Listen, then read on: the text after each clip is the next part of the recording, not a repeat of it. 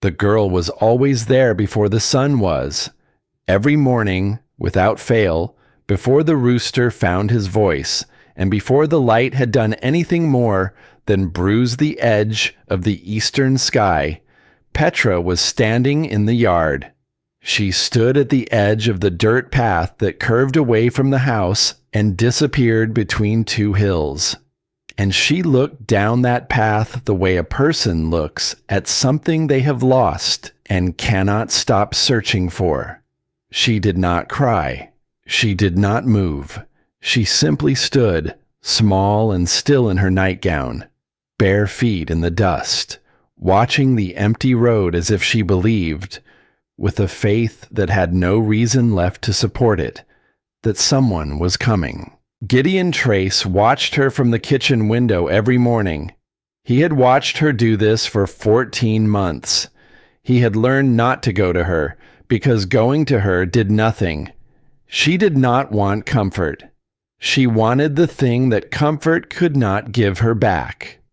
So he stood at the window with his coffee going cold in his hand, and he watched his daughter watch the road, and neither of them spoke, because Petra had no words left, and Gideon had never been a man who knew what to do with the ones he had. This particular morning, however, the road was not empty. A wagon was coming down from the ridge, moving slowly through the pale gray light, the horse pulling it with the patient resignation of an animal that had made many long journeys and expected to make many more. Gideon set down his coffee. He watched the wagon grow larger as it descended, watched it cross the dry creek bed at the bottom of the hill, watched it begin the last quarter mile toward the gate of Ashford Creek Ranch. Petra saw it too. She did not run toward it. She did not smile. She only went very still in a way that was different from her usual stillness. A watchful stillness. The kind that belongs to wild things, deciding whether something approaching is a threat or a miracle. She stayed exactly where she was and waited. Gideon put on his hat and went outside. The woman who climbed down from the wagon was not what he had pictured, though he had tried his best not to picture anything at all. She was slender in a practical way, not fragile, with the kind of posture that comes from years of standing on your feet when every part of you wants to sit down. Her dress was dark blue wool, travel-worn but clean, and she wore her dark brown hair pinned up beneath a hat that had seen better weather. She carried a single bag, one bag, for a journey of several hundred miles, and a life she was leaving behind, and a life she did not yet know she was walking into. She handed the reins to the wagon driver, who said something low and took her coin and turned the horse around before the dust of his arrival had even settled. No ceremony in it, no lingering farewell. She watched him go for exactly 3 seconds, then turned to face the ranch gate with an expression that was difficult to read. Not afraid, not hopeful. Something between the two that had no clean name. Gideon opened the gate. She looked at him directly, which he had not expected.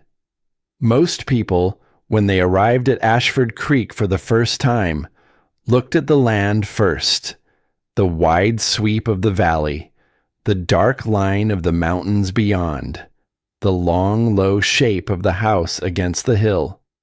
But this woman looked at him, and she took him in the way a person takes in information they intend to use, and then she said, "I am Wren Calloway. I believe you are expecting me." "Gideon Trace," he said. "Chilly this morning. Did you eat?" She blinked once. "On the road, yes." He nodded. "The house is this way." He turned and walked toward it. She followed. That was the whole of their introduction. The house was large enough and plain enough, and maintained with the careful joylessness of a man who keeps things functional because he knows they must be kept, but takes no pleasure in the keeping. The floors were swept. The windows were clean. The kitchen held everything a kitchen needed to hold. And nothing it did not. No curtains with flowers on them, no jar of dried herbs on the sill, no small, unnecessary, beautiful things that a woman might have put there once, and that a man alone might have left in place out of habit or grief. Wren set her bag down inside the door and looked around the room with those same gathering eyes, taking stock. She looked at the table, the stove, the shelf of supplies, the doorway to the hall. She looked at the walls. There were no mirrors, not one. Not in the kitchen, not in the hall beyond it, not, she would discover later, anywhere in the house. Just bare walls where mirrors might have gone, the faint square shadows of their absence still visible in the wood. She did not ask about it then. She filed it away. The room at the end of the hall, Gideon said, standing near the stove with his arms crossed. He was not a man who moved unnecessarily. It has a good window, faces east. He paused as if deciding whether to say more. Petra's room is the one across from it. You'll hear her in the night sometimes. Don't go in. She doesn't like it. What does she like? The question seemed to surprise him. He considered it longer than it should have required. Horses, he said finally. She likes to watch the horses in the morning pasture. And she likes it when it rains. Wren nodded slowly. And what does she not like? A muscle moved in his jaw. Being looked at like she's broken. Wren held his gaze for a moment. I know the feeling, she said, and picked up her bag and went to find her room. Petra appeared at the kitchen doorway sometime around midday, when Wren was learning the geography of the pantry and deciding what could be made from what was in it. The girl materialized the way children sometimes do, silently and without warning, and stood at the edge of the room watching with the same fixed attention she had given the morning road. She was small for her age, slight and dark-haired, with eyes the color of deep creek water, that particular shade of gray-green that shifts depending on the light. She wore a plain dress that was a little too short for her, and boots that had been resoled at least once. Around her neck on a thin cord hung a small iron key. Wren did not turn to face her immediately. She went on with what she was doing, moving jars from one shelf to another, reading their labels, making small decisions. She could feel the child's attention like a hand pressed against her back. There's enough here for cornbread, Wren said to no one in particular, to the pantry, to the air in the room. And something with the dried beans if I soak them tonight. I'll need to know where the salt is kept. Nothing, no sound from the doorway. I'm not going to turn around, Wren continued, her voice calm and unhurried. You can come in or not come in. Either one is fine by me. The silence stretched. Then there was the soft sound of a footstep, and another. And Wren heard the girl cross the kitchen floor and open a low cabinet near the far wall.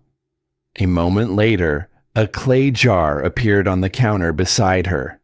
Wren looked at it. Salt. She reached out and took it without comment, without making a production of gratitude that would make the child feel watched. Thank you, she said simply, and went back to the shelf. She heard Petra's footsteps retreat to the doorway, but they did not go further. The girl stayed there for another long while, watching, before she disappeared as quietly as she had come. That evening, Wren set 3 places at the table. Gideon came in from the barn at dusk, smelling of horses and cold air and something else, something like wood smoke and old leather, and he stopped in the doorway of the kitchen and looked at the table as if it had been rearranged in a way that confused him. 2 chairs sat on one side, one on the other. There was a pot on the stove and bread wrapped in cloth on the counter, and the lamp was lit and the room was warm. "Sit," Wren said, without turning from the stove. He did not move for a moment. Then, slowly, as if negotiating with himself, he crossed to the table and pulled out the chair and sat down. Petra came in without being called and took her place across from him, and for a moment the three of them existed in the same space in a way that was new and strange and weighted with all the things that had not yet been said between any of them. Wren brought the food to the table and sat down. Gideon looked at his bowl. He looked at the bread. He looked at the lamp, casting its yellow light across the old wood of the table.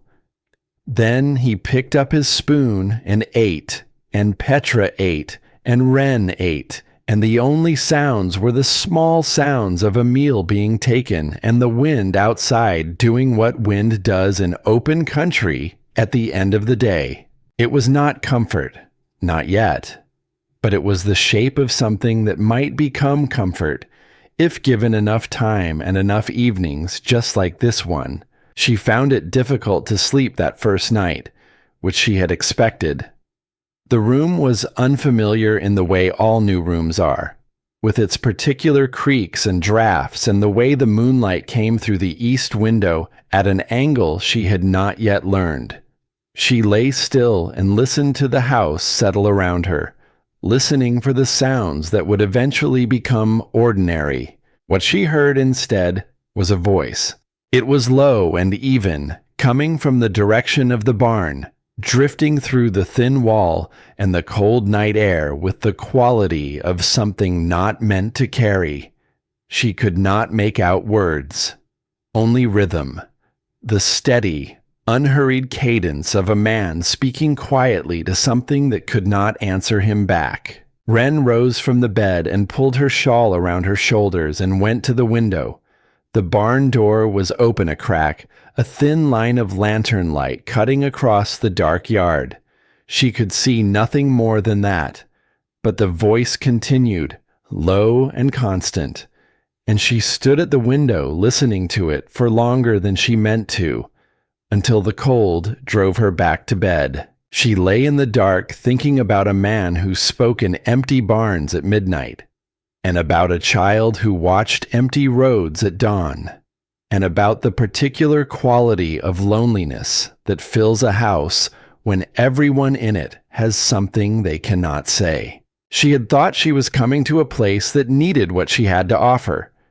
She was beginning to understand that she had been right, but perhaps not in the way she had imagined. She had come, in the plainest terms, because she had nowhere else to go that did not carry the smell of her own failure. The situation in the town she had left was one of those quiet humiliations that are somehow worse for being quiet, for being the kind of thing that does not shout itself from rooftops but whispers through parlors and across church pews and over back fences, growing in the telling until it is larger than the truth and far harder to escape. She had been engaged to be married. She had believed herself loved. She had been wrong on the second count in a way that made a ruin of everything built upon it. 2 years of letters and dinners and small tender moments that she now understood had meant something different to him than they had meant to her. Or perhaps had meant nothing at all. A week before the wedding, he had told her, he had not been unkind about it, which was almost worse. He had explained in the careful, measured voice of a man who has rehearsed the conversation that there was someone else, that there had been someone else for some time, and that he was sorry for the way things had been allowed to proceed. He was sorry, as if sorrow were a thing you could hand to a person in place of the years they had arranged around a future that no longer existed. She had thought, in the days that followed, that the worst part was the grief. Then she had realized the worst part was something quieter and more persistent than grief. It was the knowledge that she had not seen it. She had sat across from him hundreds of times, had watched his face and his hands and the way he moved through the world, had prided herself on the careful attention she gave to the people in her care, and she had not seen what was right in front of her. That doubt, that fundamental uncertainty about her own perception, had traveled with her all the way across the country and was still sitting somewhere in her chest like a stone she could not put down. The letter from the marriage broker had arrived 6 weeks after everything fell apart. A rancher in the Western Territories, a widower, a child in the home who needed a woman's presence. The broker had phrased it in the practical language of mutual arrangement, which was, Wren had thought, at least honest. No one was pretending this was something it was not. A man needed a wife. A woman needed a place. The terms were clear. She had written back within the week. She had not expected warmth from Gideon Trace. The letter he had sent in response to her inquiry had been 4 sentences long and had contained no unnecessary words and no warmth whatsoever, which she had found, oddly, reassuring. A man who overpromised in letters was a man who was selling something. Gideon Trace was not selling anything. He was stating terms, and the terms were these. He had a working ranch and a daughter and no time for pretense, and if she could manage a household and was willing to live far from city comforts, there was a room and a purpose waiting for her. She had decided she could manage. She had decided purpose was what she needed. What she had not anticipated, riding through the valley as the light broke cold and gold over the ridge, was the particular quality of the place itself. The way the land opened up all at once when you crested the last hill, the long grassy slope of the valley floor running down to the dark line of cottonwoods along the creek, the mountains blue and serious in the distance. It was beautiful in the way that things are beautiful when they do not know they are being looked at. Raw and real and entirely indifferent to her arrival. She had felt something shift in her chest when she saw it. Something small and careful, like a door opening only partway, not yet committing to the whole. On her 3rd morning, she noticed that Gideon was gone from the house before she woke. She dressed quickly in the cold and went to the kitchen to build the fire back up, and found that it had already been built. The grate was warm. The wood box had been restocked. On the counter beside the stove was a covered pot with oats already measured inside it, waiting only for water and heat. She stood and looked at the pot for a moment, then looked at the covered wood box, then looked at the warm grate. She had not asked him to do any of these things. She had not mentioned the previous evening that she had found the morning cold, or the wood box low, or the fire difficult to restart. She had said nothing. And yet, here were all the small adjustments a person makes when they are paying attention to someone else's discomfort, offered without announcement and without any apparent expectation of acknowledgement. She put the water on and said nothing about it when he came in from the morning rounds, and he said nothing about it either, and they ate breakfast in their usual near silence, while Petra worked her way through her bowl of oats with the methodical focus of a child who has learned to be present in small things. But something had shifted somewhere in the quality of the silence. In the middle of that same morning, a horse and rider came through the gate without announcing themselves. Wren was in the kitchen garden at the side of the house, assessing what had been planted and what had been neglected and what could still be saved before the season turned, when she heard the hoofbeats on the drive. She straightened and turned. The man who rode in was dressed in the particular way of men who have money and want you to know it without their having to say so. His coat was dark wool, well fitted, with a row of silver buttons down the front that caught the morning light. His horse was a big, clean-limbed bay, brushed to a shine. He had the face of a man in his middle 50s who had spent those years getting his own way, smooth and composed and carrying a faint, habitual smile that did not reach his eyes. He looked at the garden. He looked at the house. He looked at Wren with the brief, categorizing attention of a man assessing a piece on a game board, and then he smiled more fully and touched the brim of his hat. "You must be the new arrival," he said, making it sound like a pleasantry. "Aldous Crane. I have the property to the north of here." He gestured vaguely in the direction of the hills beyond the fence line. "I've been a neighbor to Gideon Trace for going on 7 years. I try to make a point of welcoming new folks to the valley. Wren Calloway," she said, and left it at that. "Calloway?" He repeated the name as if tasting it. "Well, Miss Calloway, you've arrived at an interesting time. I hope Gideon has been forthcoming with you about the situation here." She held his gaze steadily. "What situation would that be?" Crane smiled as if she had said something charming. Before he could answer, Gideon appeared around the corner of the house, moving without hurry, but covering the ground quickly in the way of a man who has long legs and knows how to use them. He stopped at the garden fence. His face had gone very still in a way that Wren was beginning to understand was not stillness at all, but something more controlled than that. "Crane," he said. "Gideon." Crane shifted easily in the saddle, the gesture of a man perfectly at ease. "Just stopping by to introduce myself to your guest." "She's not a guest." Something moved across Crane's expression too quickly for Wren to name. He looked between Gideon and Wren once, and then his smile settled back into its usual arrangement. "Well," he said, as if Gideon had said something mildly amusing, "in any case." He gathered his reins and turned the bay toward the gate, then paused and looked back at Gideon with the ease of an afterthought. "I want you to know I hold no ill will, whatever you might think. I only want what's best for the child. I suspect you and I both know that a proper family takes more than 1 season to build." He touched his hat brim to Wren. Then he rode out through the gate and up the drive toward the northern hills without looking back. The silence he left behind had a different texture than the silence Wren had grown accustomed to at Ashford Creek. This one had edges. She looked at Gideon.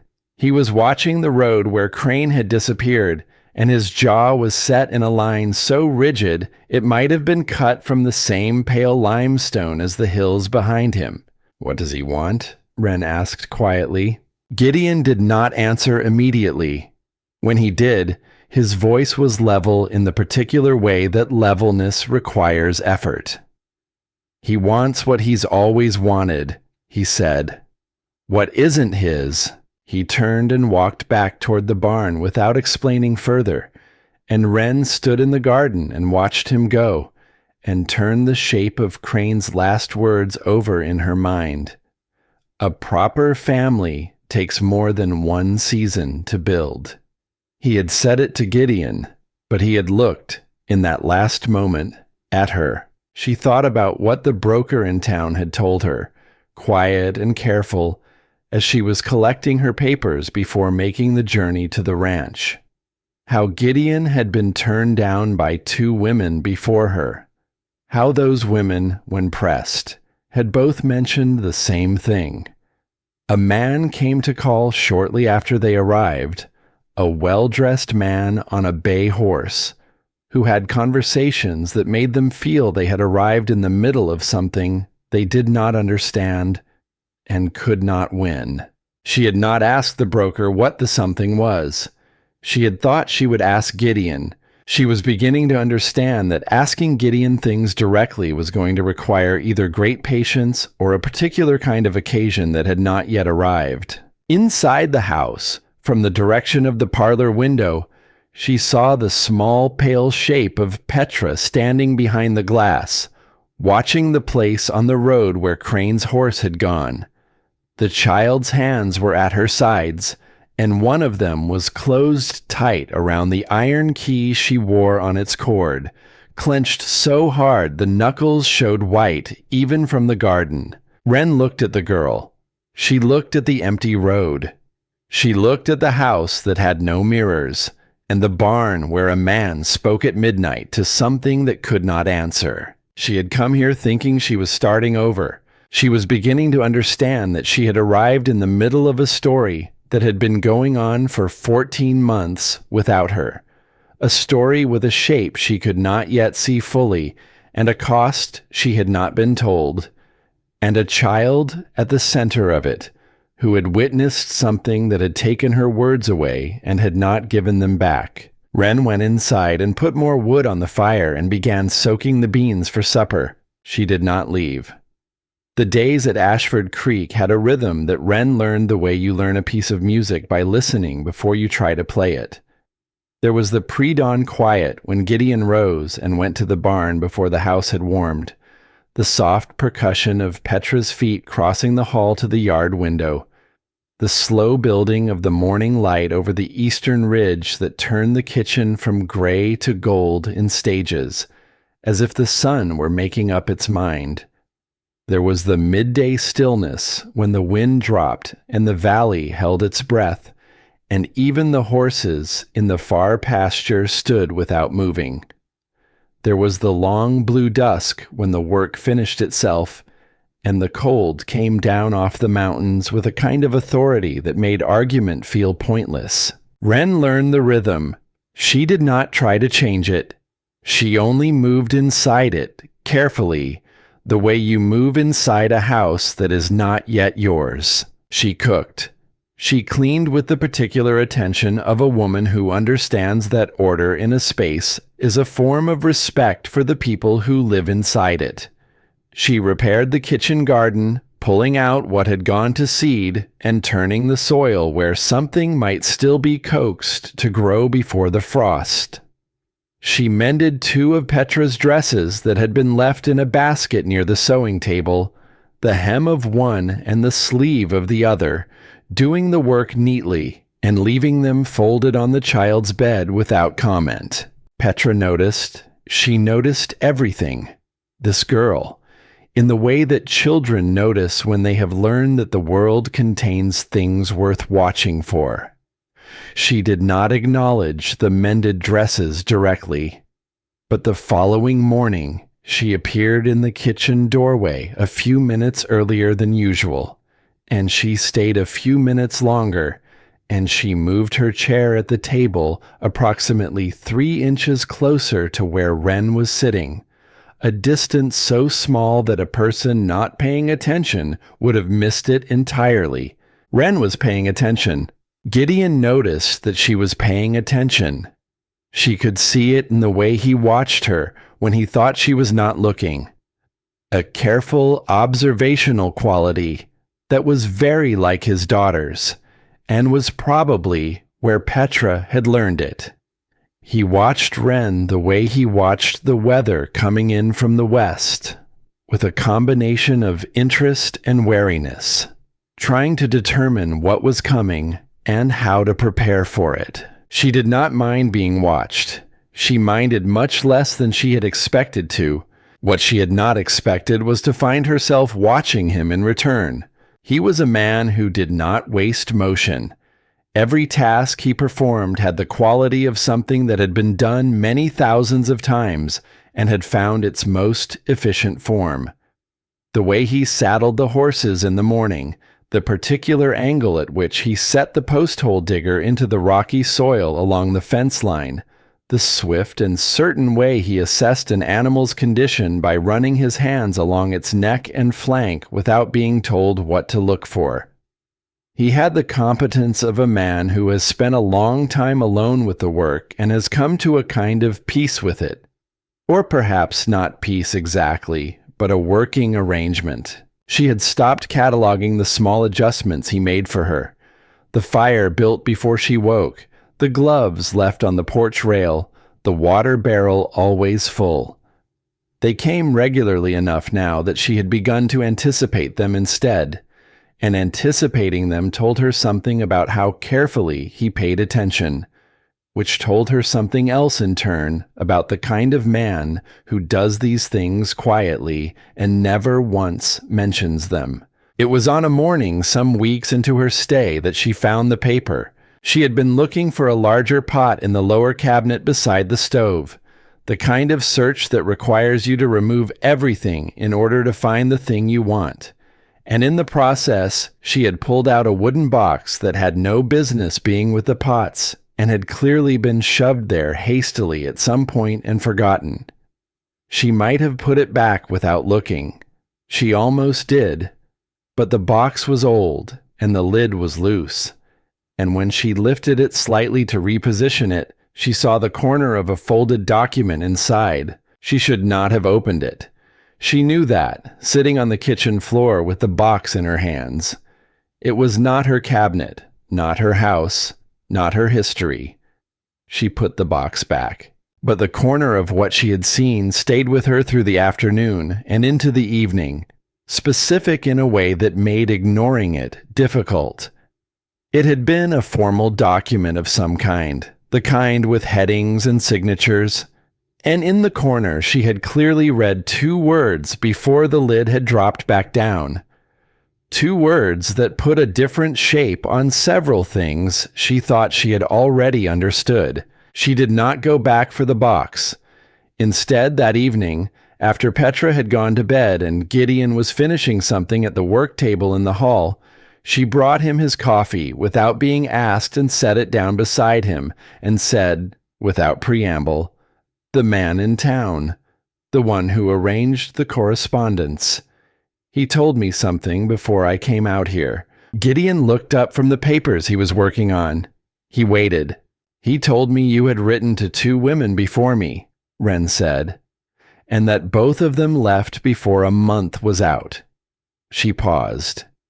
"He said a man came to call on both of them, shortly after they arrived. A well-dressed man on a bay horse." Gideon set down his pen. He looked at the coffee cup. He picked it up and held it without drinking. "Crane spoke to them," he said after a moment. "Told them the situation here was more complicated than they'd been told, which is true enough." He paused. "He told them it would be better for the child if they didn't stay. That a woman coming into this household on a temporary arrangement wasn't a proper home for a girl in Petra's circumstances, and they believed him. They were strangers. He's a man who's been in this valley for 20 years with money and a reputation. I'm a man who has a child who doesn't speak and a house that looks like something is wrong with it, because something is." He said this without self-pity, as a statement of plain fact. Most reasonable people would believe him. Wren looked at him steadily. "What is the situation? The real one?" He looked at the coffee cup for a long time. The fire in the grate shifted and settled and sent a brief orange light across the walls. "Petra's father died," he said finally. "He worked this land with me for 4 years. Good man. Better than most. When he died, Petra had nobody. Her mother had passed 2 years before. No family close by. I said I would take her in." He paused. "That's simple enough. The complication is the land her father held, a section to the north of mine. He had a deed. When he died, the deed passed to Petra, which is legal and proper, and not something anyone disputes openly." Another pause, longer this time. "Crane's property borders that section. He's been trying to acquire it for years. Her father wouldn't sell. Now Petra is 9 years old and cannot speak, and her guardian is a man with a history that Crane has done his level best to make look worse than it is." He set the coffee down. "If Crane gets guardianship of the child, he controls the land. That's the whole of it." Wren was quiet for a moment. "And the investigation, the one from 14 months ago." Gideon went very still. "I was not looking through your things," she said carefully. "I was looking for a large pot. The box was in the wrong cabinet, and the lid was loose. I saw 2 words before I put it away." She met his gaze directly. "I saw Crane's name." Something moved through Gideon's expression, too complex and too quick to fully read. He stood up and went to the lower cabinet and retrieved the box and set it on the table between them and opened it. Inside was a folded document, several pages, with the look of an official record. He did not hand it to her. He set it on the table and left it there for her to take or not take. She picked it up. The document was an account of an inquiry into the fire that had destroyed the old horse barn on the property 14 months prior. The barn that had stood at the northern edge of the ranch land, the one nearest the boundary with Crane's property. The fire had occurred at night. Petra had been found in the yard near the barn, unharmed physically, unable to speak. There had been an inquiry. One witness name appeared in the report, Aldous Crane, who had stated he had seen nothing unusual that evening. Someone had underlined that statement in red ink. Beside it, in handwriting she did not recognize, were 2 words. He lied.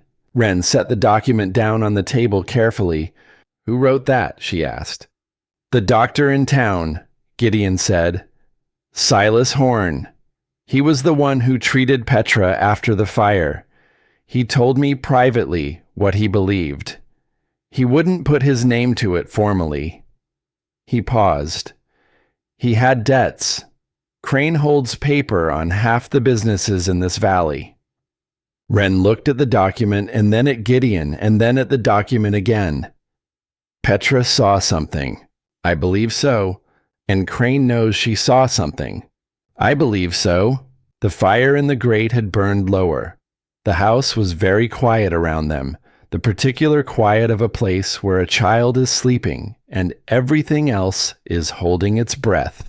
"That's why he wants guardianship," Wren said. Not a question. "A child who doesn't speak and lives in his house is a child who never speaks," Gideon said, and his voice was flat in the way that flatness requires a great deal of effort to maintain. "And a child who never speaks is not a witness to anything." The storm came on a Saturday without much warning, the way the worst weather in open country often does. The sky to the west went the color of a bruise in the time it took to finish the midday meal, and by early afternoon, the wind had picked up enough to rattle the kitchen windows in their frames and send the loose shutter on the east side of the house banging in irregular rhythm against the wall. Gideon went out to secure the livestock. Wren followed without being asked, pulling her coat from the hook by the door and pushing her arms through the sleeves as she crossed the yard. He looked back when he heard her boots on the gravel behind him, and for a moment she thought he was going to tell her to go back inside. But he only turned and kept walking, and she fell into step beside him. The horses needed to be moved from the far pasture to the covered run before the rain hit. There were 7 of them, a mixed group of working animals and 2 younger ones that had not been through a storm season yet, and were already showing it in the whites of their eyes and the way they moved too quickly along the fence line. Gideon went to the gate with a calm and unhurried authority that the horses seemed to recognize and take some comfort in. He did not chase them. He positioned himself and waited and let them come to the decision themselves, which they did, one after another, passing through the gate and up the lane toward the covered run, with the resigned practicality of animals who have decided that trust is more efficient than fear. Wren took the far side of the gate, keeping the younger ones from breaking wide, moving when they moved and stopping when they stopped. She had grown up with horses, or near enough to them, in the years before her family circumstances had made such things impractical, and the knowledge of how to stand around a large animal without startling it had not left her entirely. The last horse through was one of the young ones, a gray with an anxious eye, and it shied at the gate post and spun, and for a moment it seemed like it might go through the fence. Wren stepped left and put her arm out and spoke to it in a low voice, Nothing in particular, just the sound of calm in a human register, and the horse checked itself and blew through its nose, and then walked through the gate with an air of having decided this had been its plan all along. Gideon latched the gate behind it. He looked at her. "Where did you learn to do that?" he asked. "My grandfather had a farm," she said. "A long time ago." She looked at the gray horse disappearing up the lane. "You don't forget." He nodded slowly, in the way he nodded when he was filing something away. Then the rain hit, not gradually, but all at once. A cold flat sheet of it driving sideways across the yard, and they both moved at the same moment toward the lean-to at the side of the barn where the tack and the tools were kept, and arrived at its shelter at the same time, and stood slightly closer together than they had stood at any point since she had arrived. The rain hammered the lean-to roof, and the yard disappeared behind the silver curtain of it, and the mountains vanished entirely. Wren pushed wet hair back from her forehead. She looked at the yard, at the white water pouring off the barn roof, at the cottonwoods along the creek bending under the weight of the rain. "I thought it was beautiful when I came over the ridge," she said. "The valley. I hadn't expected it." Gideon was quiet beside her for a moment. Then, surprising her, "It was the same for me. The first time I saw it." He paused. "I came from hill country, further east. Everything there is smaller, closer. You could see maybe a mile in any direction before the land folded up and blocked the view." He looked out at the valley, invisible now behind the rain. "First time I came over that ridge and saw how far it went, I understood for the first time why people came out here and couldn't leave." It was the most he had said to her at one time. She was careful not to make anything of it, not to look at him with the focused attention that would make a private man feel he had said too much. "How long have you been here?" she asked, keeping her eyes on the rain. 15 years. He paused. "Came out with a purpose that didn't work out. Stayed for a different reason. That's the way of it, out here." She understood that. Came for one reason, stayed for another. She was beginning to understand quite a lot about the way things worked at Ashford Creek, and none of it was what she had read in the broker's letter.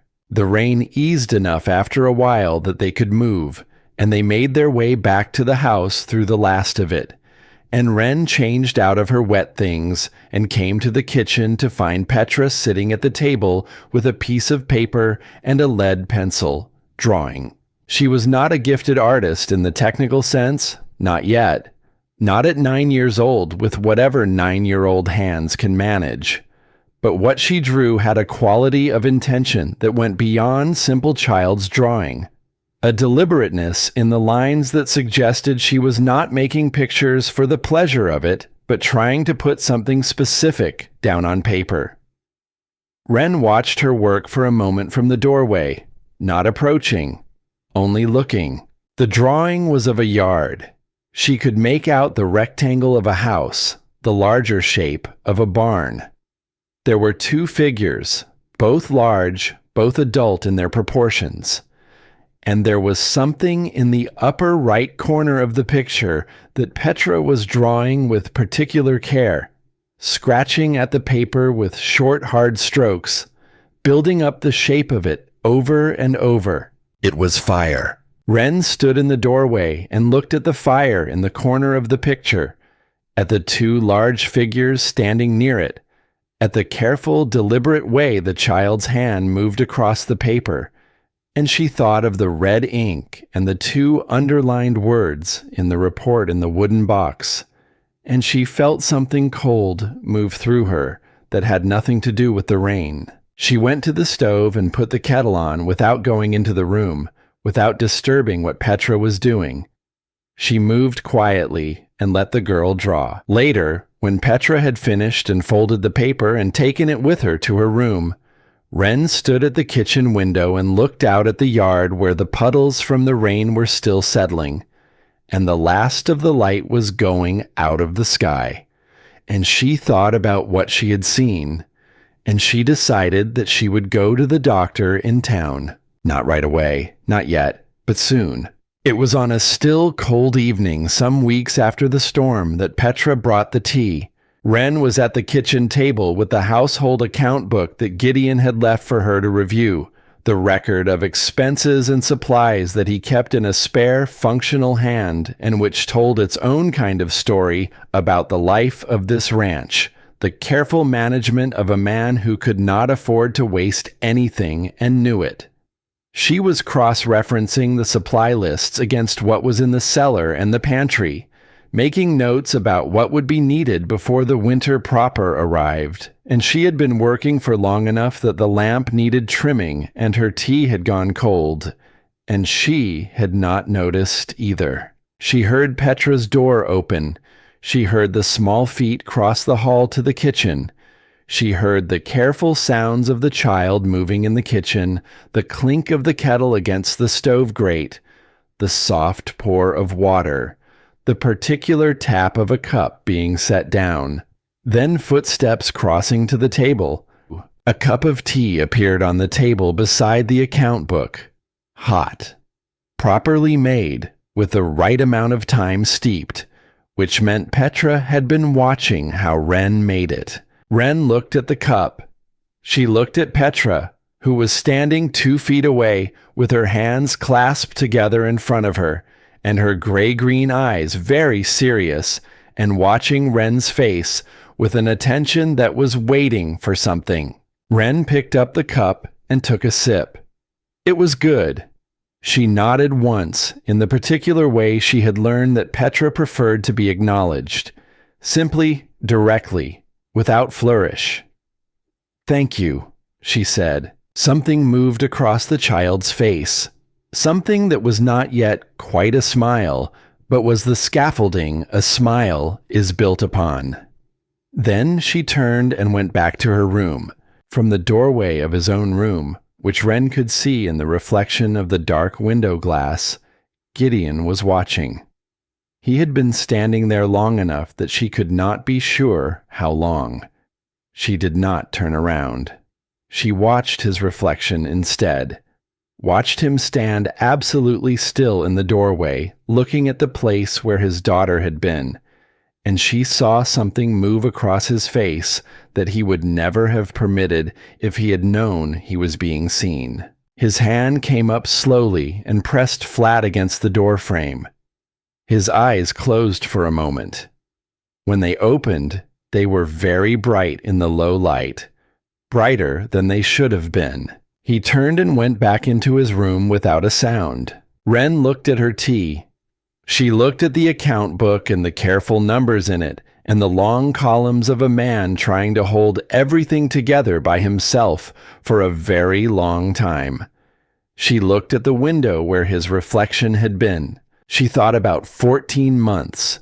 She thought about a child who had been silent for all of them, who had just made tea for the first time, and carried it across a room and put it in front of another person, and what that small act required in a child who had learned that the world was not always safe and that the things you loved could go away. She did not cry.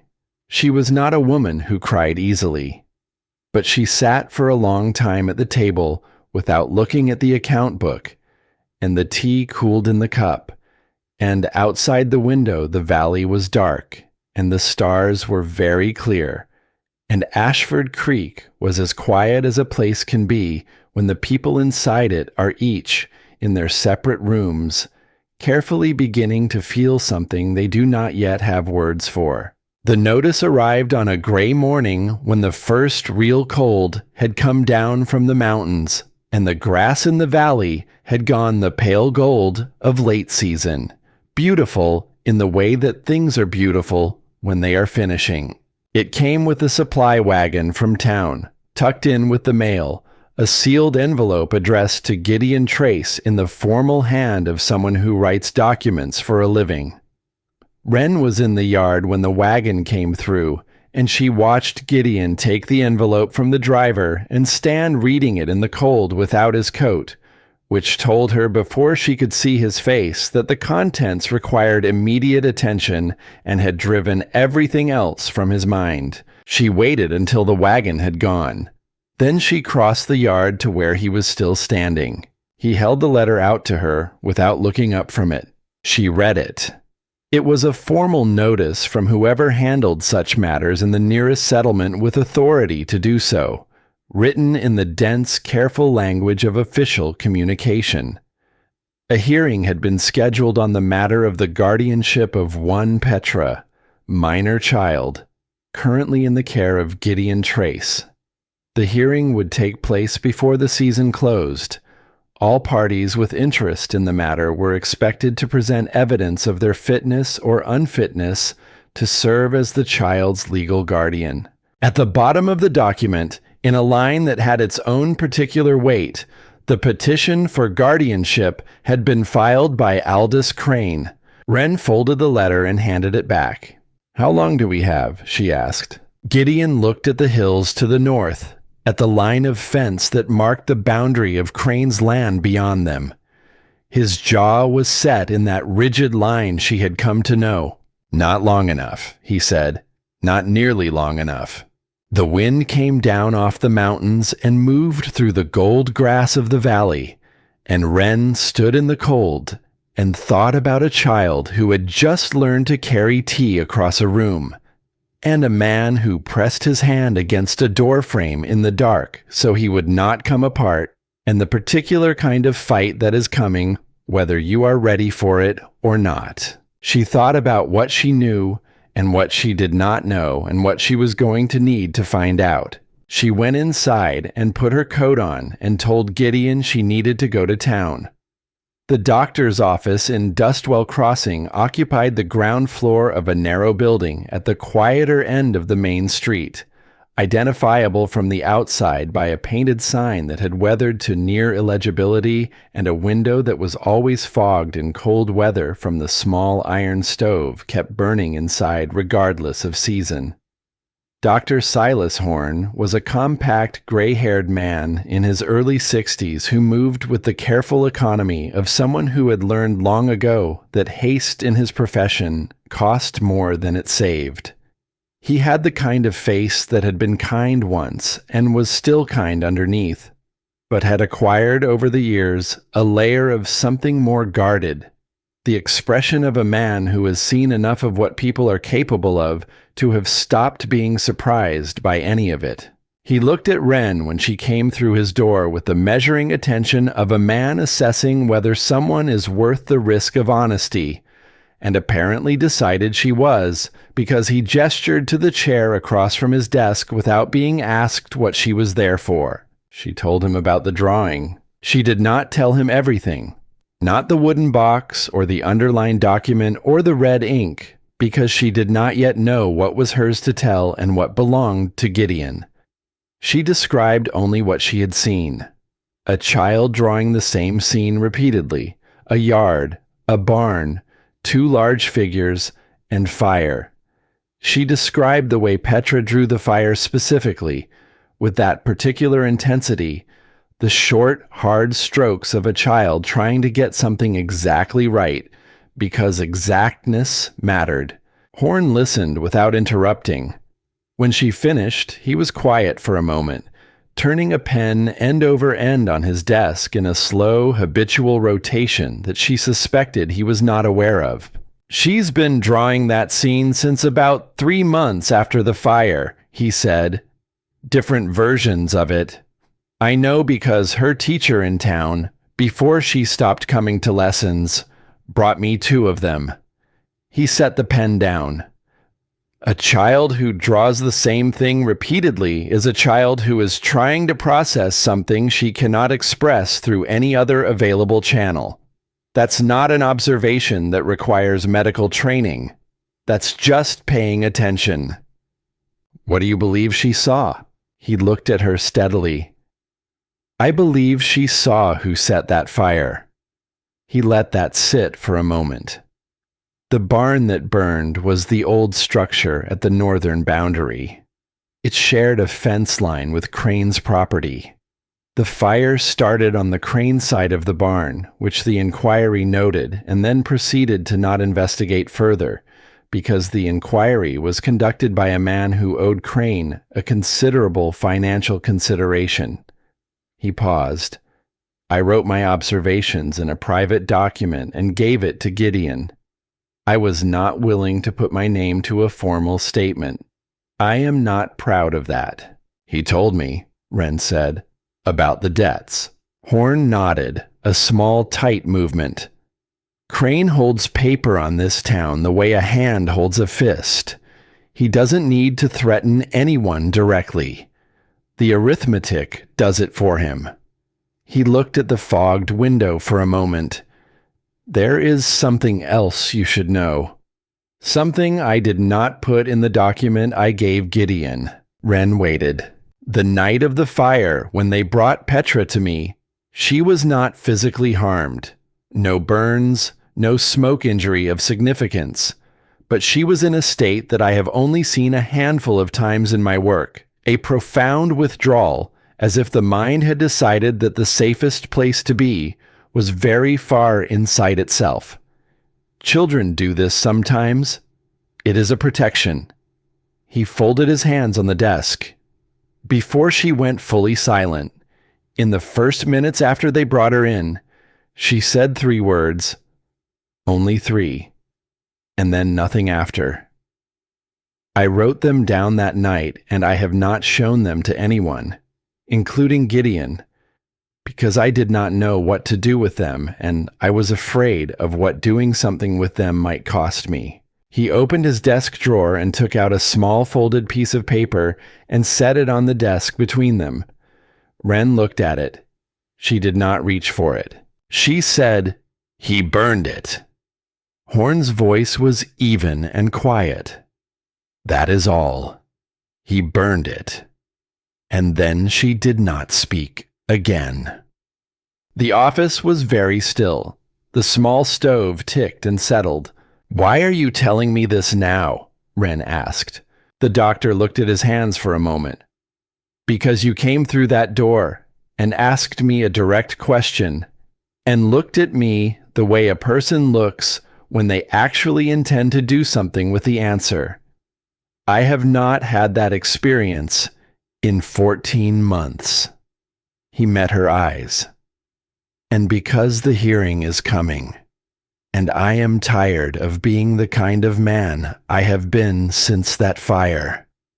Afraid men are useful to people like Crane and useless to everyone else." Wren picked up the small folded paper and put it in her coat pocket.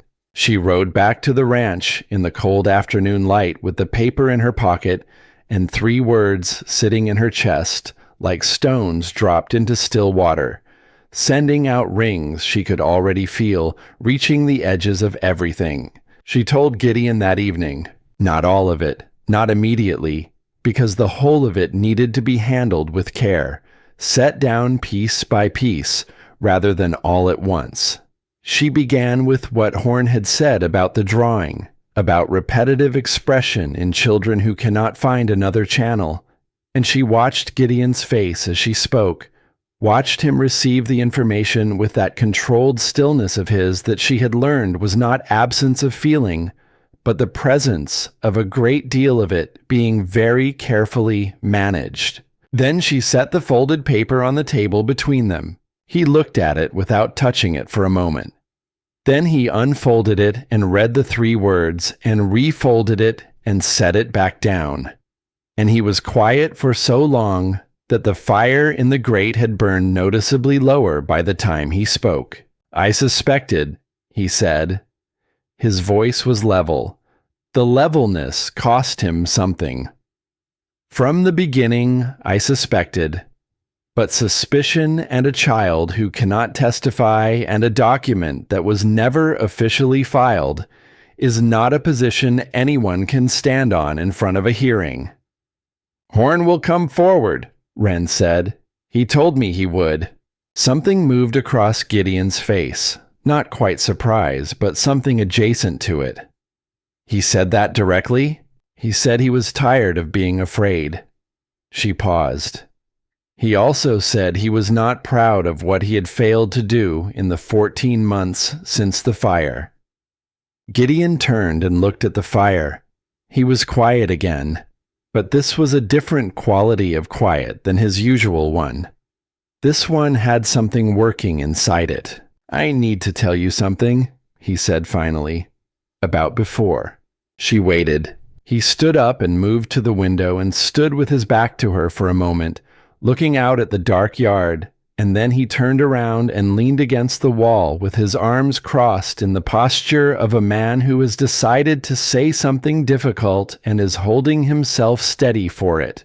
I was a detective, he said, in the border country, further south, for 11 years. He paused. I was good at it. Which is to say, I was good at finding things people wanted hidden and at understanding how people behave when they are afraid or desperate or dishonest. I understood those things because I had been most of them at one point or another. He looked at the floor briefly, then back at her. 11 years in, I made a wrong call. A case involving a man I believed to be guilty of something serious. The evidence was circumstantial. I pushed harder than the evidence warranted because I was certain, and being certain had always been enough before. He stopped. The man was held on my say-so while the case was built. He died while he was being held. A fever. Nothing that could have been predicted. But he would not have been there to get it if I had not been so certain of something that turned out to be wrong. The fire crackled. Wren did not speak. The man who was actually responsible was Crane, Gideon said. Different circumstances, different territory. But Crane was involved in the operation I was investigating, and I went after the wrong man, and Crane walked free, and a man who had done nothing died for it. He paused again. I left after that. Came here. Met Petra's father on the road coming in. A man named Robert Daly, who was looking for land and had a small girl on the seat beside him and nowhere particular to be. We worked this land together for 4 years. His voice had gone quieter. When he died, I took Petra because I owed her father a debt I could not pay any other way, and because Crane was still out there, and I knew what Crane was, and I knew that land Robert left to Petra was the kind of thing Crane would eventually come for. Wren looked at him standing against the wall in the lamplight, this man who had carried 11 years of work and 1 irreparable mistake and 4 years of neighboring friendship and 14 months of silent guardianship all in the same body, without apparently putting any of it down. You knew Crane would come for the land, she said, and you were trying to make the household look stable enough to defend against it. That is why you wrote to the broker. Yes, no hesitation. That is the whole reason. A pause, shorter than she expected. It was the reason I wrote the letter. It is not the whole reason anymore. He said this simply, without ornamentation, and looked at her directly, and she understood from the quality of the look that it was as close as a man like Gideon Trace came to saying something unreserved. She looked back at him for a moment. Then she said, I came here because I had made a mistake I could not see my way around. I had trusted someone who did not deserve it for 2 years, and I had not seen what was in front of me. And afterward, I could not trust my own judgment about anything. She paused. I thought coming somewhere completely different might help. I did not expect it to. I came because I needed to move, and this direction was available. Gideon was quiet. I told you that already, more or less, she said. What I did not tell you is that the thing that has helped most since arriving here is watching you." She said it plainly, without self-consciousness. "You are a man who made a serious mistake and continued to exist and to do useful things. I found that instructive." He looked at her for a moment with an expression she had not seen on him before. Not quite surprise. Something more like recognition. The look of a person who has said something in a language they thought only they spoke, and heard it answered back. "You are a more direct woman than I was prepared for," he said. "I know." She stood up and picked up the folded paper from the table. "I am going to sit with Petra for a while. She has been drawing again this evening. I want to see what she is working on." She went down the hall. Behind her, she heard Gideon stand for a long time in the kitchen without moving, and then, finally, the soft sound of him sitting back down. Petra was at her small desk when Wren knocked and pushed the door open, the lamp burning low on the table beside her, and a piece of paper in front of her, and the lead pencil moving in the careful, deliberate way Wren had come to recognize. The child looked up when Wren came in, and then looked back at her paper, which was the closest thing to an invitation Petra offered. Wren crossed to the bed and sat on the edge of it, close enough to see but not close enough to hover, and looked at what the girl was drawing. It was the yard again. The barn again. But this time, the two large figures were positioned differently than they had been in the previous drawing. In the earlier version, they had been standing apart, on opposite sides of the barn. In this drawing, they were standing closer together, one slightly behind the other, and something in the angle of the lines suggested one of them was moving toward the other rather than away. And in this version, below the fire in the corner, Petra had added a third figure, small, a child's figure, standing back from the larger two, watching. Wren looked at the small figure for a long time. Then she looked at Petra. "May I see it when you're finished?" she asked. Petra looked at the drawing. Then she picked it up and held it out without waiting. Wren took it carefully. She looked at it closely in the lamplight, at the fire in the corner, at the two large figures, at the small watching one below. She looked at the taller of the two large figures, the one with the hat, the one she had noticed in previous drawings, the one whose proportions were broad and particular. "Petra," she said very quietly, "the man with the hat." She did not point at the figure. She looked at the child steadily. Was he the one who set the fire? Petra's hand was resting on the desk. Slowly, without looking at the drawing, her fingers closed into a fist. Wren waited. The child reached up to the cord at her neck and closed her hand around the small iron key and held it there, tight, the way she always did when she was holding something and that required effort to hold. Then she looked at Wren directly and gave one single, decisive nod. The room was very quiet.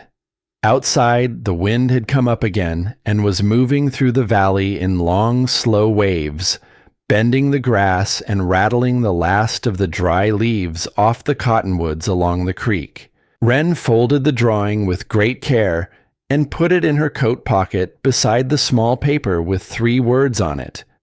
She looked at Petra, this girl who had been carrying this alone for 14 months, this girl who had said he burned it into the dark of a doctor's office and then sealed herself away from the weight of knowing. "You don't have to carry this by yourself anymore," Wren said. Not a promise, because promises required certainties she did not have. But true. Petra looked at her. Then she reached over to the wooden box on her desk, the one with the iron lock, the one she carried everywhere and allowed no one to touch. She turned the key on its cord and opened the box and reached inside and took out 2 things, holding them out to Wren on her open palm. One was a piece of cloth, dark, the edges scorched and stiff. A fragment of something that had been near the fire. The other was a button, silver, heavy, ornate in a way that spoke of money and a tailor who knew how to spend it. Wren took both items and held them under the lamp. The button had a maker's mark on the back, a small stamped design, and the quality of the silver and the unusual size of it were distinctive in the way that only certain expensive things are, things ordered specifically and not found in any general supply. She looked at Petra. The child was watching her with those serious gray-green eyes. "How long have you had these?" Wren asked. Petra held up both hands, all fingers extended. 10 months. She had been carrying this in a locked box for 10 months, alone. Wren closed her hand around the button. "I am going to show this to Gideon," she said. "Is that all right?" Petra nodded immediately, as if she had been waiting to be asked. She brought the button to Gideon. She set it on the table in front of him, the way he had set the document box in front of her, without theatrics, without explanation, and let him look at it. She watched his face when he picked it up, watched the recognition move through his expression, quick and then gone, and then replaced by something harder and more settled. "I have seen this on his coat," he said, "every time he has come to this property." "I know," Wren said. "Petra gave it to me. She has been keeping it for 10 months. He set the button down on the table. He looked at it. The muscle in his jaw worked once and then was still. "I had this in my hand," he said, "the night of the fire. I found it in the yard when I was checking the perimeter after the flames were out. I put it in my pocket." His voice was very quiet and very even. "I gave it to a man in town for safekeeping, a man I thought I could trust. When I went back to retrieve it to take to the inquiry, it was gone. The man told me he had lost it, and I believed him because I wanted to believe him and because I had no reason yet not to." He paused, looking at the button. "I think now that he handed it to Crane directly, or that Crane took it from him. Either way, Petra found it in the yard weeks later, half buried near the fence post where the barn had stood. She knew what it was. She understood enough to keep it safe." He was quiet for a moment longer. "I do not know what it cost her to hold on to this," he said. "She was a child alone, with a thing she could not explain to anyone." Wren sat down across from him. "She also told me something tonight, as clearly as she could tell me anything." She paused. It was him, the man with the button. She saw him. Gideon looked at the button on the table. He did not reach for it. He looked at it the way a person looks at something they have been searching for so long that finding it has not yet become real. Then he looked up at Wren, and something shifted in his face.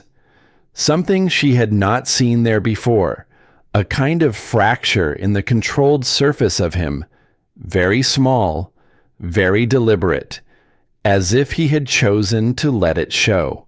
"I promised Robert Daly I would keep her safe," he said. His voice did not break, but it came close. 2 days before he died. He made me say it. I said it because I meant it, and because it seemed like something a man could deliver on if he worked hard enough at it. He stopped. I have not been equal to that promise. Wren looked at him across the table, at this man who had been carrying his failure like a second self for 14 months, wearing it inside the controlled stillness of him the way a coat hides what is beneath. "You are still here," she said. "She is still here. That is not nothing." He looked at her for a long moment.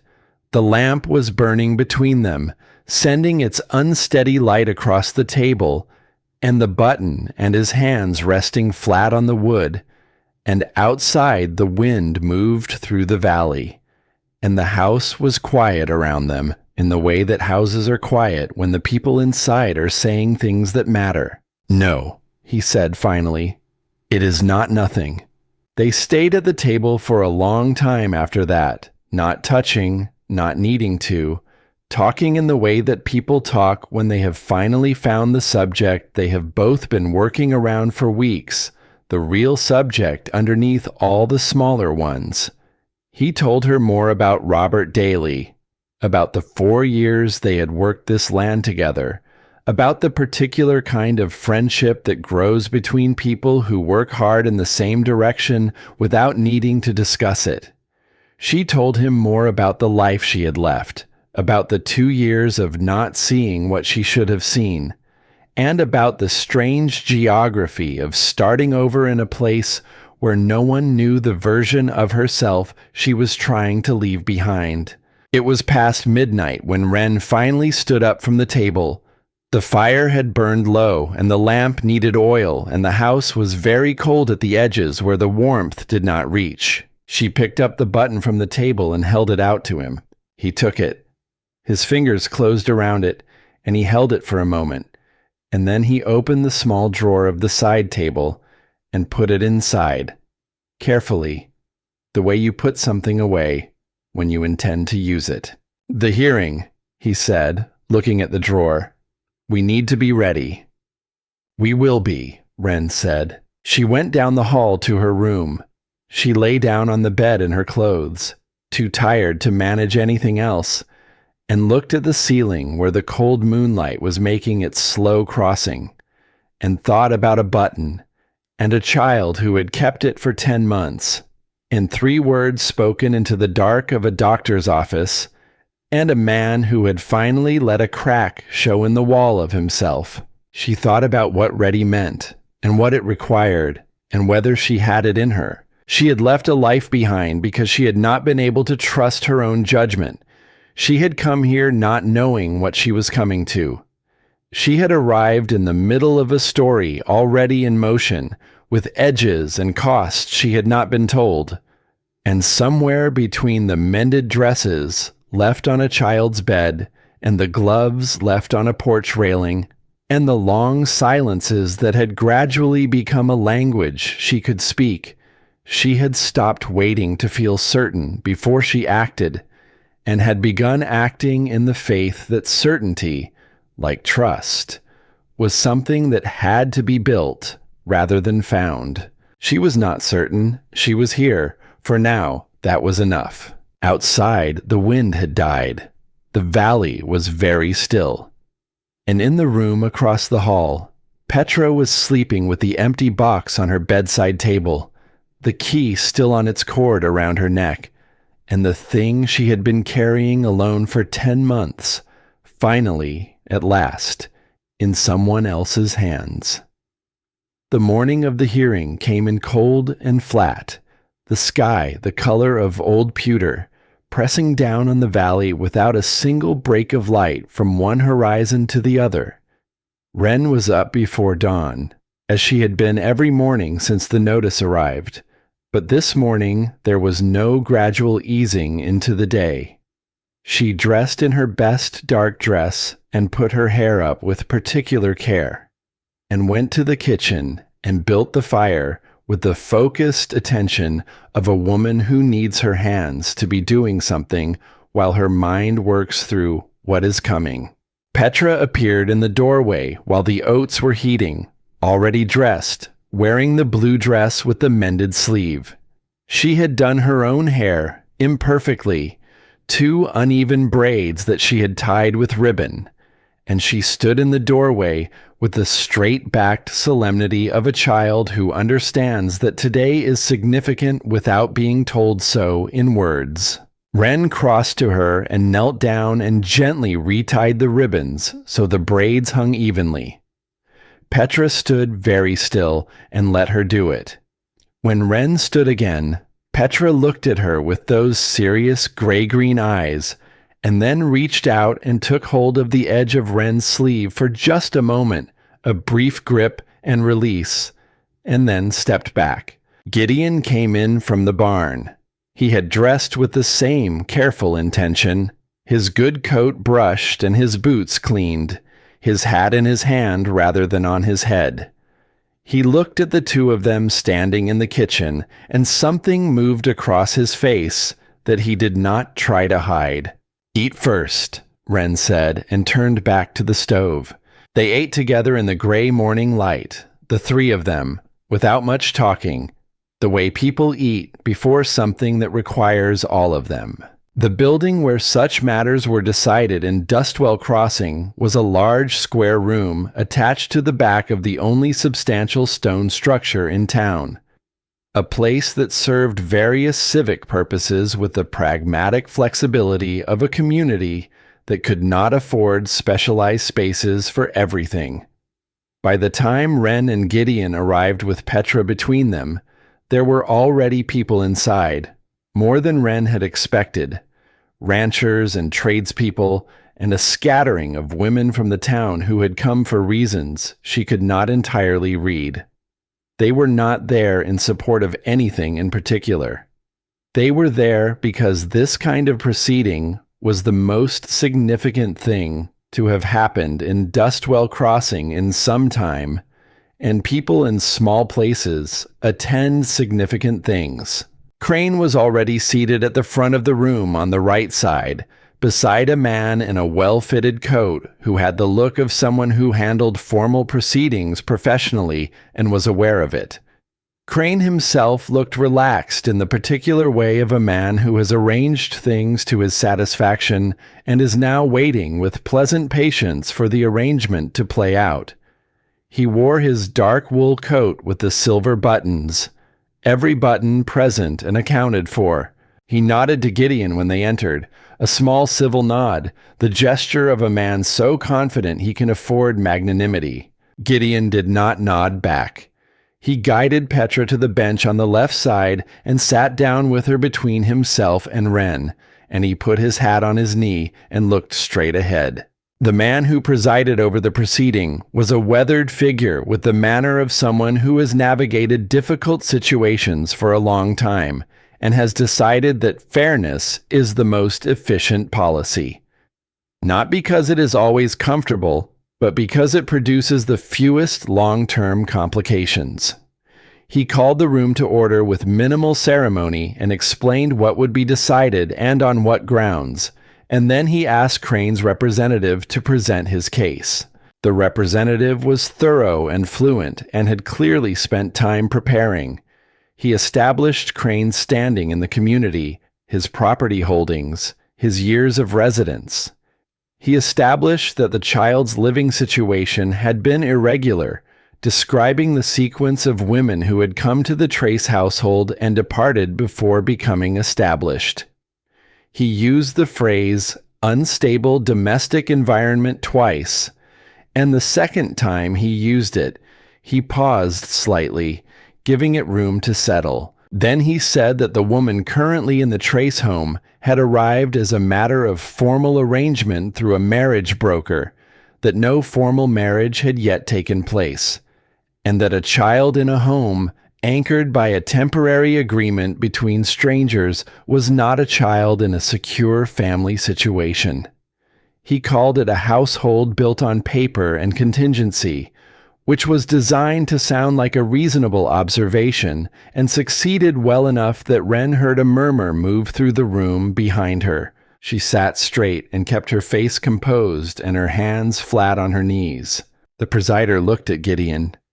"You may respond." Gideon stood. He was not a man who spoke in public often, and he was not comfortable doing it, and he did not pretend otherwise, which had its own kind of authority. He spoke without performance, in the level direct way of someone reporting what they know. He described his 14 months of care for Petra, the daily reality of it, the material and the practical and the unglamorous particulars of keeping a child fed and housed and attended to through seasons of difficulty. He described Robert Daly, what the man had been and what they had built together, and what Robert had asked of him before he died. He described the land situation plainly, the section Petra had inherited, the boundary it shared with Crane's property, the years of offers Crane had made to Robert Daly that Robert had declined. Then he set the silver button on the table. The room shifted. Even the air in it seemed to change, a tightening, a new attention. Gideon explained where the button had come from, what Petra had kept and why, and what Dr. Horn had documented on the night of the fire. He spoke about the 3 words Petra had said before she went silent, and he set Horn's paper beside the button on the table, and then he sat down. The presider looked at the items on the table. He looked at Crane. Crane had stopped looking relaxed.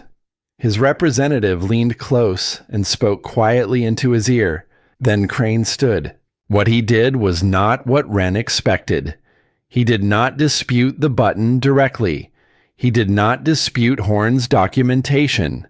What he did instead, in the smooth and practiced manner of a man who has been in difficult rooms before, was reframe everything around Gideon's past.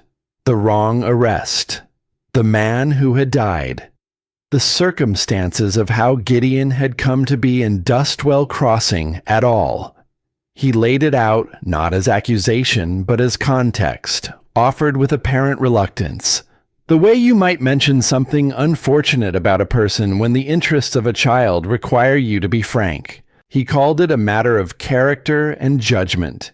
He said that a man who had made a catastrophic error of judgment in his former life, who had left that life under the weight of what that error had caused, and who was now asking a room to trust his account of events on the basis of a button and a child who could not speak, was asking for a considerable extension of faith. He did not raise his voice. He did not need to. Wren felt Gideon go very still beside her. The particular stillness that she had learned by now was not composure, but its opposite, a force held in check by will alone. Then she stood up. She had not planned precisely what she was going to say. She had thought about it through several nights of insufficient sleep, but she had learned over the past weeks that the best things she said were the ones she had thought about carefully and then set aside in favor of whatever was actually true in the moment. She stood, and she looked at the presider, and she spoke clearly enough to carry to the back of the room. She said that she had come to Ashford Creek as a stranger and had lived in that household for the span of weeks that she had, and in that time she had seen a man work from before sunrise to after dark in the service of a child who was not his by blood, and a land he held in trust for that child's future. She said she had seen him build a fire for her before she woke and leave gloves on a porch railing without explanation and stand in a doorway in the dark, trying not to come apart at the sight of his daughter doing something small and ordinary for the first time in 14 months. She said these things without embellishment, one after another, as plain observations. Then she said that a button recovered from the site of a fire, kept by a 9-year-old child for 10 months in a locked box because she understood its significance, and 3 words spoken by that child before she lost her ability to speak, and the documented account of a man who had been present that night and who had recorded what he observed, did not become less true because the man presenting them had once made a serious error. She said that the question before the room was not what kind of man Gideon Trace had been in a previous life. The question was what kind of man he was now, and what that required of the people in this room. She sat down.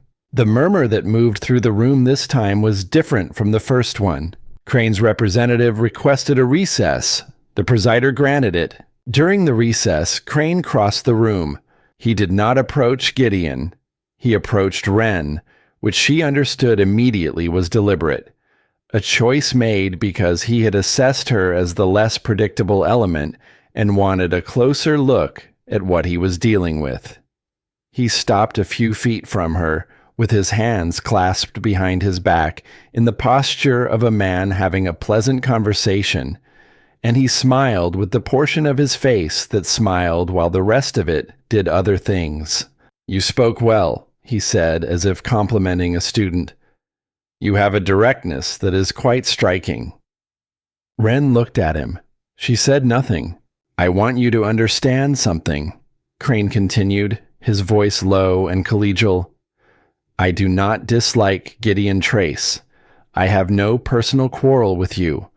What I want is a straightforward resolution to a situation that has become unnecessarily complicated." He paused.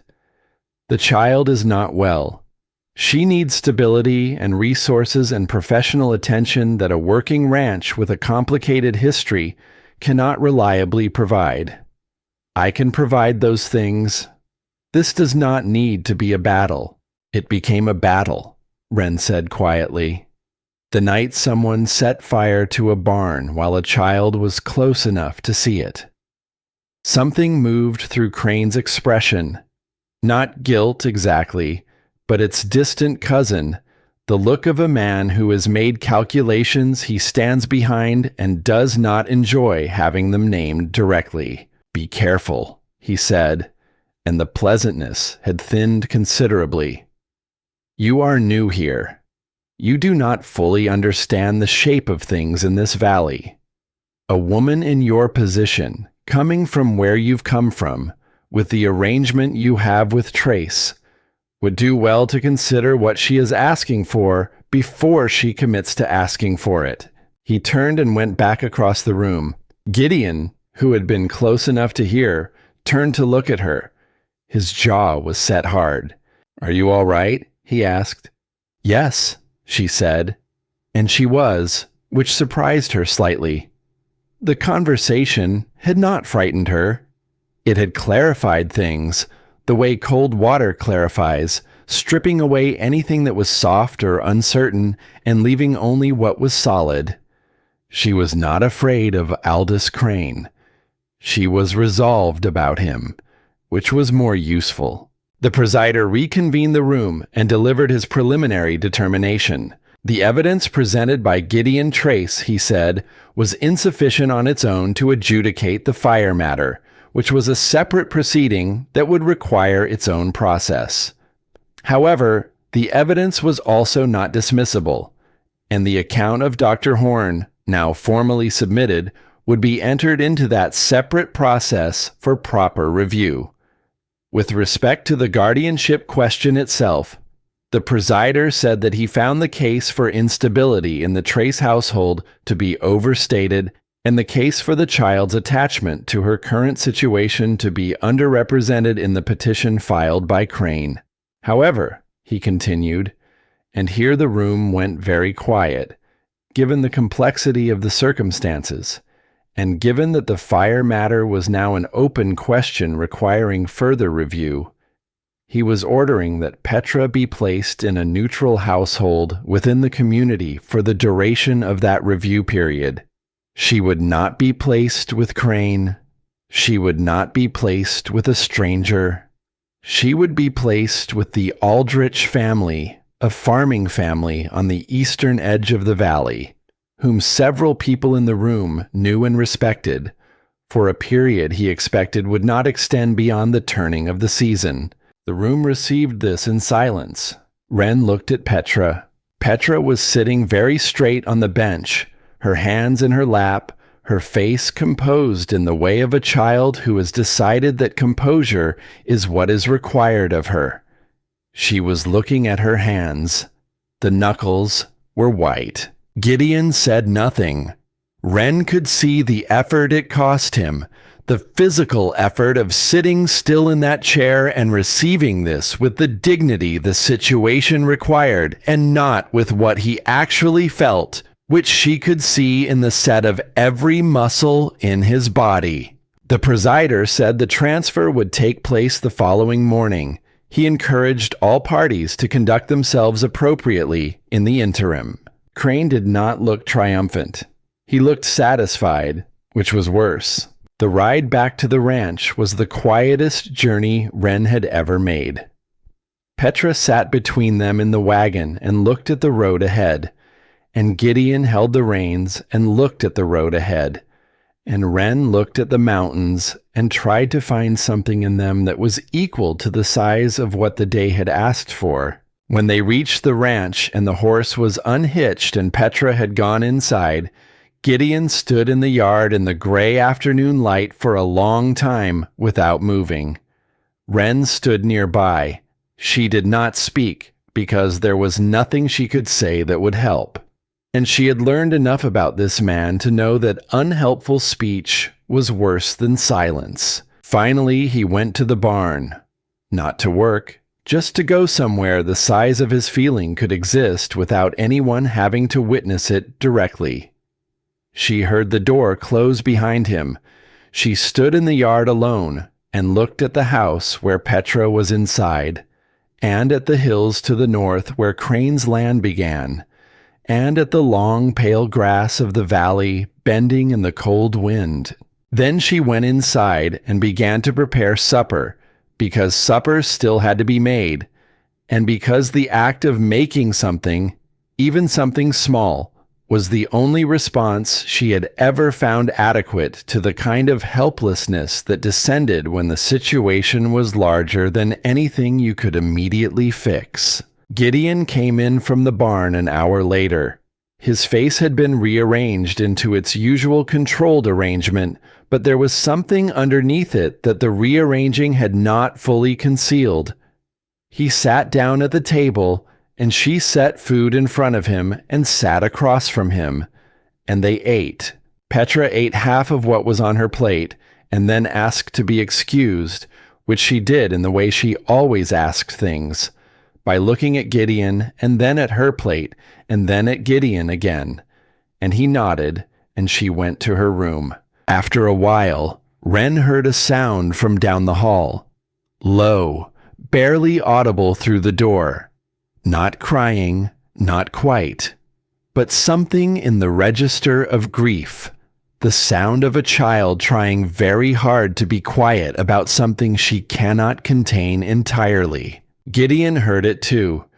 She saw him stop with his fork halfway to his plate.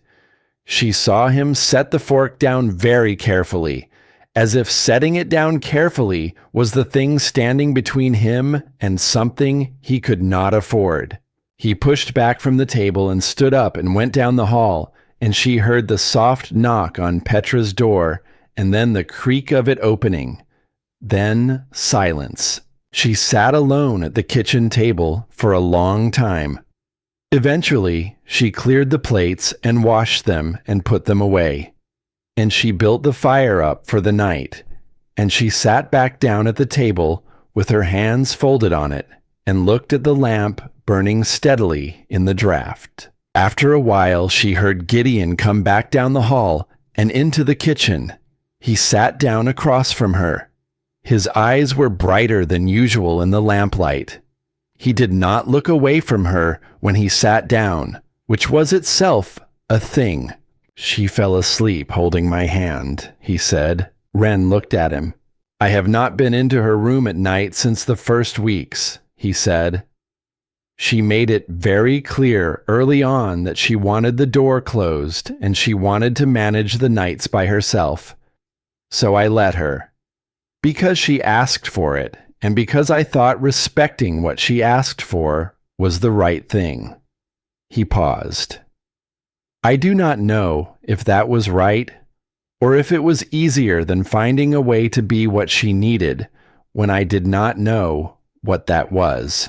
He said it quietly, the way people say things they have been carrying alone for a long time when they finally find the right moment to set them down. You were here every morning, Wren said. Every single morning. You watched that road with her. I watched from the window. You were here. She held his gaze. Do you understand the difference between you and a man who would not have been? He looked at her for a long moment. Then he looked at the table, and something in his face settled.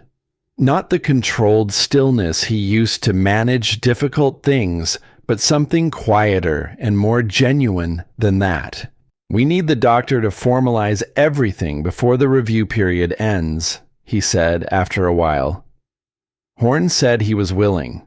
We need to hold him to that. He paused. And the button needs to be examined by someone who can document it properly, someone outside Crane's reach. There is a man in the settlement 2 valleys over, Wren said. The broker in town mentioned him when I first arrived.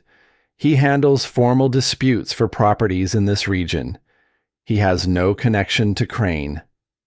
Gideon looked at her. When did you find that out? When I went to see Horn, she said. I asked several questions while I was in town. He was quiet for a moment. You came here after I sent the letter, he said.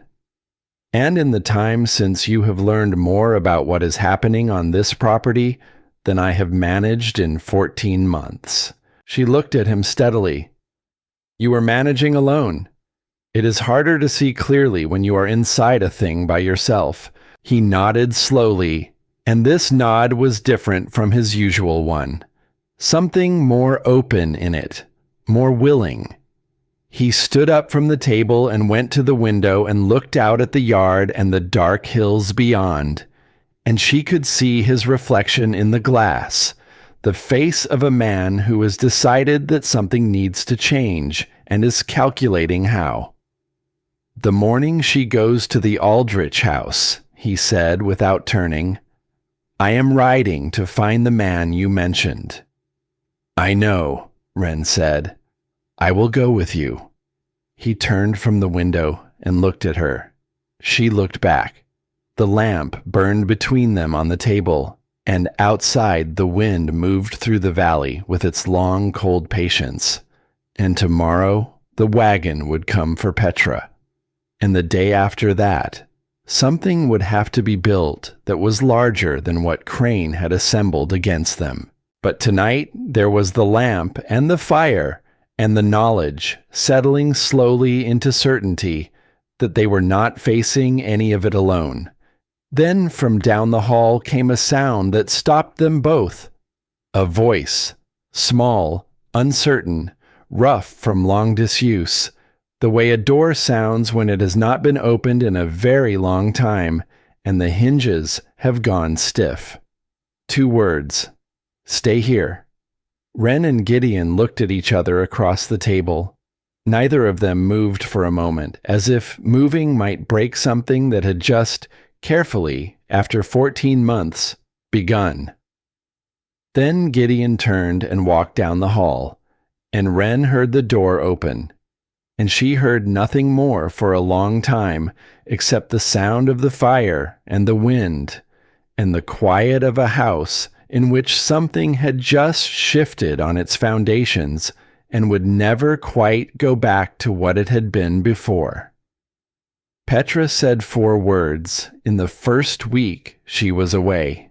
Wren knew this because the woman at the Aldrich house, a steady-handed farmer's wife named Ruth Aldrich, who had raised 5 children of her own and had the patient manner of someone who understood that growing things require time and cannot be hurried, sent a short note to the ranch on the 4th day. The note said that Petra was eating well and sleeping through the nights and had spoken twice, once to ask for water and once to say that she was cold.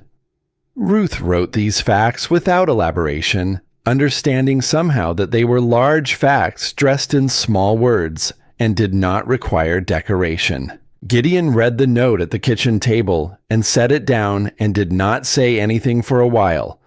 Then he folded it very carefully and put it in the chest pocket of his shirt, close, the way you carry something you want to keep near. They had ridden to the settlement 2 valleys over the morning after Petra left, as Gideon had said they would. The man Wren had heard of was named Corbett, a deliberate and thorough person who had been handling property disputes and formal proceedings in the region for many years, and who had, crucially, no financial entanglements with anyone in Dustwell Crossing.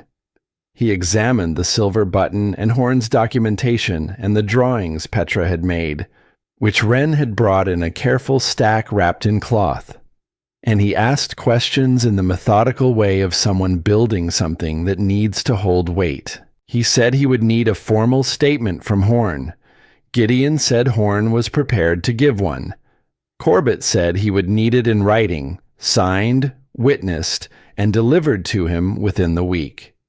He said the button and the drawings together were not sufficient on their own, but were sufficient in combination with a credible witness account, and that a doctor's signed statement represented exactly that kind of credibility.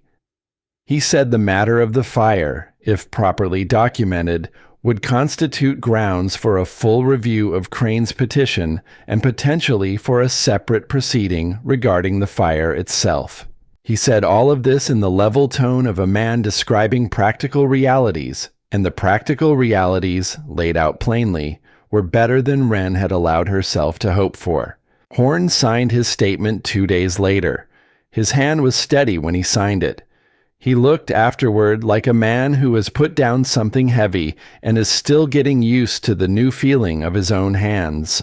The review period ran its course. Near the end of it, Corbett arrived in Dustwell Crossing with the documentation and presented it to the presider in a closed session that Wren and Gideon were not invited to attend, which was one of the longest mornings Wren could remember. They sat in the wagon outside the stone building and waited, and Gideon held the reins of the standing horse without any particular purpose, just held them, and Wren sat beside him with her hands in her lap and looked at the street and the people moving through it and the sky above the roofline where a thin, bright strip of winter sun had finally broken through the pewter. When Corbett came out of the building, he walked to the wagon and looked up at them and said, "The guardianship petition has been dismissed. The fire matter is referred for formal investigation. Crane will be required to respond to that process." He paused. "You can bring the child home." Gideon looked at the strip of winter sun above the roofline for a moment. Then he looked at Wren. She looked back at him, and what passed between them in that look did not require translation. "Thank you," Gideon said to Corbett, and his voice was level and ordinary and carried everything underneath it that level, ordinary voices carry when the situation has been large enough. They drove to the Aldrich farm. Petra was in the yard when the wagon came up the drive, as if she had known it was coming, or had been watching for long enough that eventually it arrived. She was wearing her coat and her boots, and her hair was in the 2 braids that she had learned, over the weeks away, to do more evenly than before.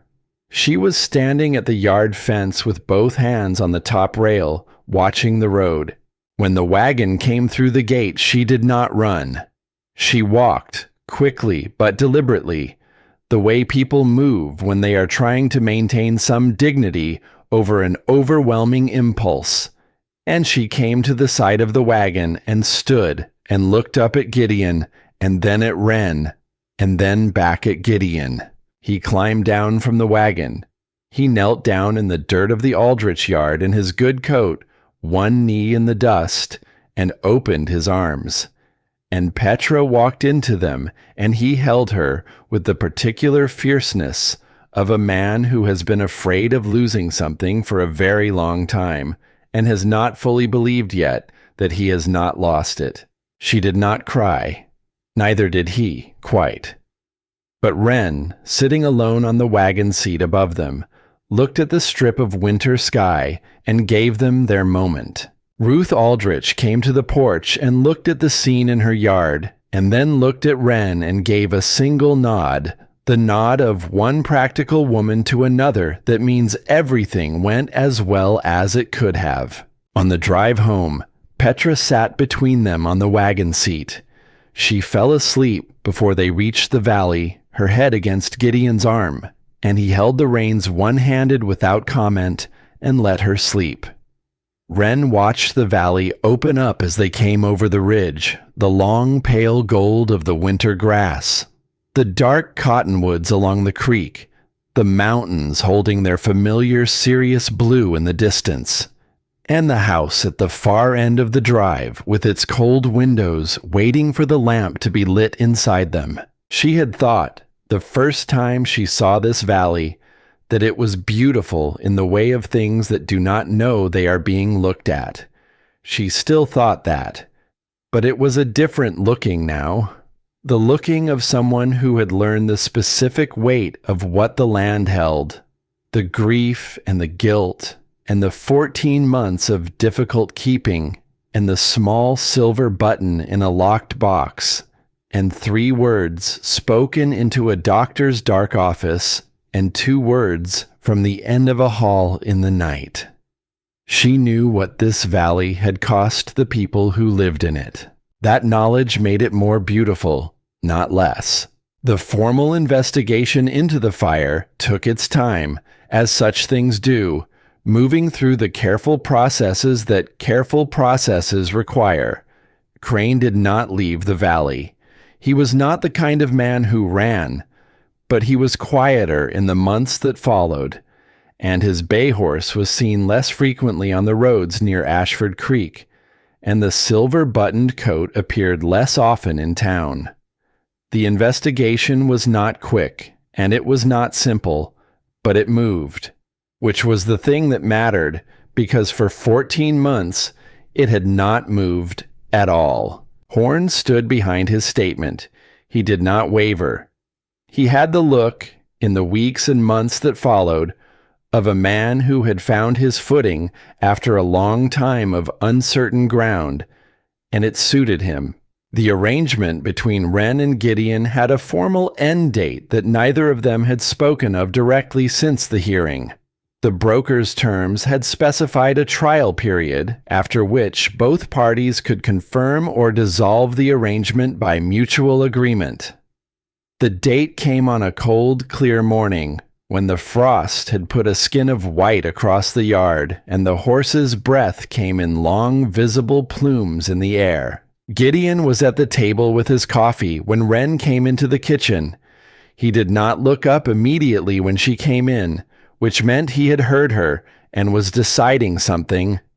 She poured her own coffee and stood at the counter and looked out the window at the frosted yard, giving him whatever time the decision required. "The arrangement," he said finally. "The formal period." "I know," she said. "I do not have a new agreement to offer you." He paused. "The broker's terms did not account for what this has become, and I do not know how to reduce what this has become to the kind of language that goes in a formal agreement." She turned from the window and looked at him. He was looking at his coffee cup. Then he looked up at her with the direct, unguarded look that she had seen more often since the night Petra had spoken from the dark of her room, a look that had stopped working as hard to conceal itself. "I am not leaving," she said. "I know." He paused. "I am asking you not to. I want to be clear that I am asking." She looked at him for a moment. "You are the least indirect person I have met about most things," she said, "and the most indirect person I have met about certain things." Something moved at the corner of his mouth. Not quite a smile, but its first cousin. "I am working on that," I noticed. She set her coffee down on the counter and crossed to the table and sat across from him, the way they sat every morning, the way she intended to sit for a very long time.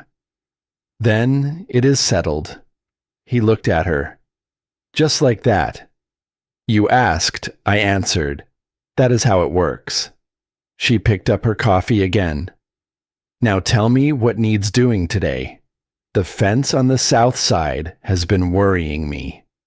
He looked at her for one more moment, the look of a man who has been given something he was not sure he deserved and is still accounting for the weight of it. Then he picked up his own cup and said, "South fence first. Then I want to look at the roof on the hay store before the next weather comes in." "Good," Wren said. They drank their coffee in the morning quiet while the frost burned slowly off the yard outside and the light came over the eastern ridge in its usual careful stages, gray to gold, reluctant, and then committed, the way the best things arrive. It was Petra who hung the mirror. Wren had not asked her to. She had not asked anyone. She had brought the mirror from Wren's room and set it on the kitchen table one afternoon, while Gideon was in the far pasture.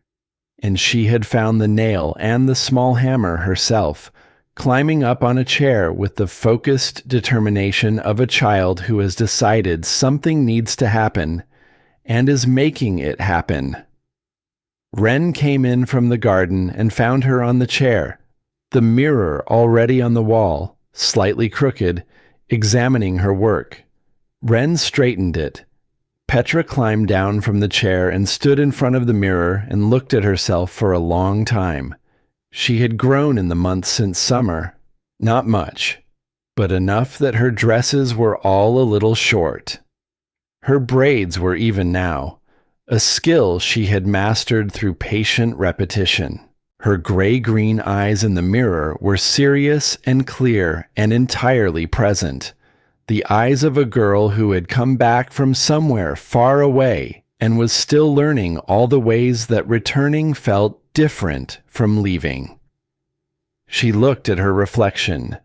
Then she looked at Wren in the mirror, standing behind her. She smiled, not the scaffolding of a smile, the actual thing, full and unguarded, the smile of a child who has decided that it is safe to mean it. Wren looked at the girl in the mirror and felt something shift in her chest in the way that things shift when they find at last the place they were made to fit. Not a dramatic shift, not a loud one, only the small, decisive click of something settling into position after a long time of searching. That evening, Gideon came in from the pasture and stopped in the kitchen doorway. He looked at the mirror on the wall. He stood looking at it for a moment without speaking, and Wren watched his face in it, the reflection of a man standing in the doorway of his own house, looking at a wall that had been bare for 3 years and was bare no longer. He did not say anything. He came to the table and sat down, and Petra brought him his coffee, which she had taken to doing in the evenings with the quiet, proprietary manner of a child who has decided this is her task and intends to perform it well. And Wren set the supper on the table, and the three of them ate together in the lamplight with the mirror on the wall catching the glow of it and throwing it back into the room, making the kitchen brighter than it had been. Outside, the valley held its cold and patient dark, the mountains invisible but present, the creek moving under its skin of ice, the grass silver in the starlight. Ashford Creek Ranch sat in the valley the way it had always sat, low against the hill, plain and functional and undecorated. But inside, a lamp was burning, and at the table, in the light of it, 3 people who had arrived at this place by different roads and at different costs were sharing a meal that no one had to eat alone, in a kitchen where the walls finally held something worth seeing, and the silence between them was the kind that does not need to be filled because it is already full. This is a work of fiction. All characters, places, and events in this story are products of imagination and are used in a fictitious context. Any resemblance to real persons or events is entirely coincidental. This story is intended as cinematic storytelling for entertainment purposes only.